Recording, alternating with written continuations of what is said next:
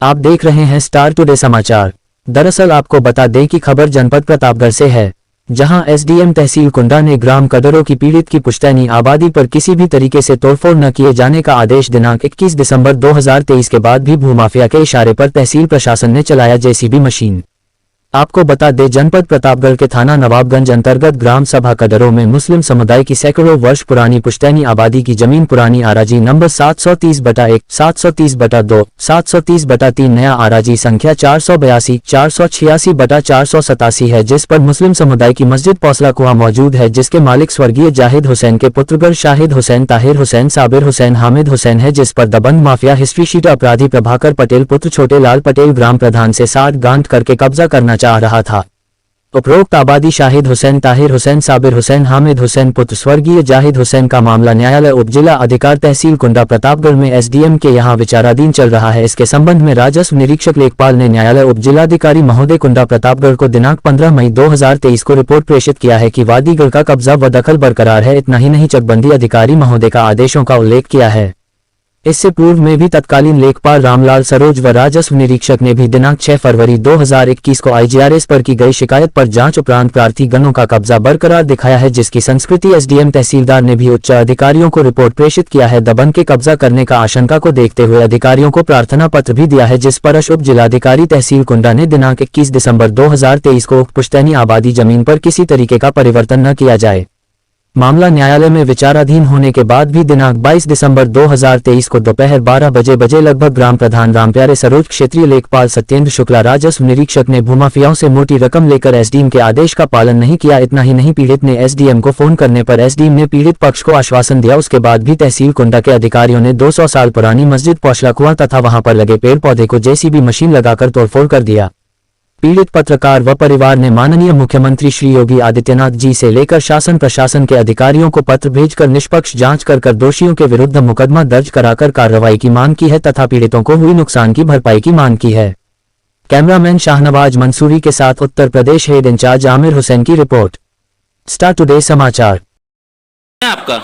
मैं साबिर हुसैन, सनाब स्वर्गीय जाहिद हुसैन, ग्राम कड़रो, थाना नवाबगंज, तहसील कुंडा, जिला प्रतापगढ़ का मूल निवासी हूँ। मैं 4 भाई हूँ। मेरे पिताजी के देहांत हो चुका है। मेरे बाप दादाओं की पुश्तैनी ज़मीन ग्राम कड़रों में मेरी खेती बाड़ी भी है, सब कुछ है।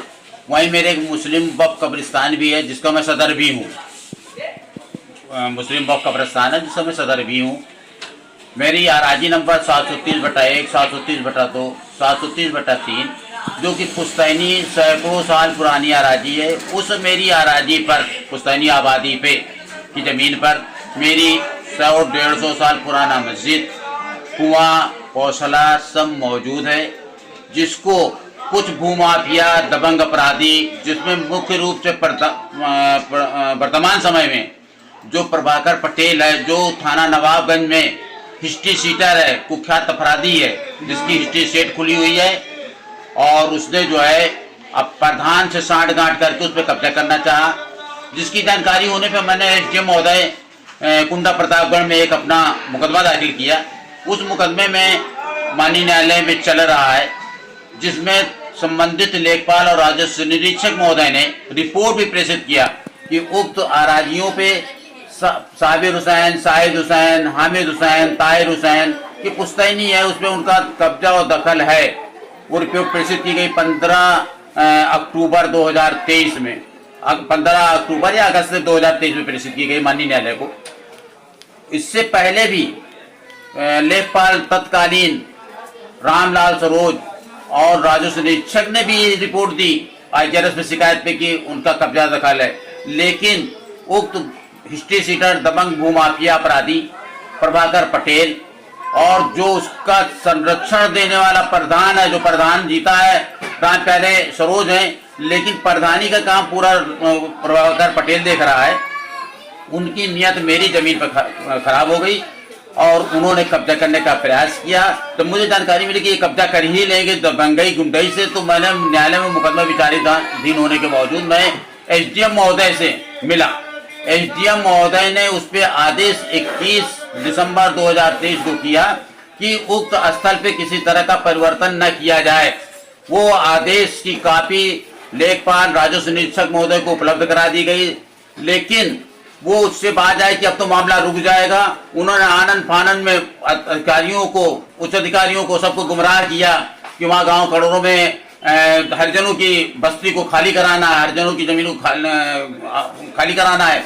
इसके नाम पर वो वहां से निकले और लेखपाल कानून को मोटी रकम दे करके मेरी सैकड़ों साल पुराना धार्मिक स्थल, मस्जिद, कुआं, गौशाला, आबादी की जमीन को ध्वस्त कर दिया। दो जैसी मशीन मंगा के मैंने तुरंत तत्काल अपने मोबाइल नंबर से तुरंत एसडीएम महोदय को फोन किया। एसडीएम महोदय ने कहा कि मैंने तो वहाँ हरिजन आबादी खाली कराने के लिए भेजा है, आपकी जमीन से क्या मतलब है, वो हरिजन आबादी नहीं है। हमने कहा नहीं सर, मेरी पुश्तैनी आबादी है। सर मुकदमा आपके यहाँ चल रहा है। कहते किस न्यायालय में चल रहा है? हमने कहा एसडीएम महोदय के न्यायालय में चल रहा है। कहना अरे भाई मैं एसडीएम ही बोल रहा हूँ। मैंने कहा सर आप ही के न्यायालय में चल रहा है और आपने 21 तारीख को सर आदेश भी किया है कि उसमें कोई परिवर्तन न किया जाए, लेकिन वो दबंग अपराधी प्रभाकर पटेल अपने वर्चस्व से, अपने दबंगों से मिल करके और अधिकारियों को मोटी रकम दे करके उस पर कब्जा कर रहा है। जेसीबी मशीन मंगा लिया है। कहते देखिए मैं अभी बात करता हूँ।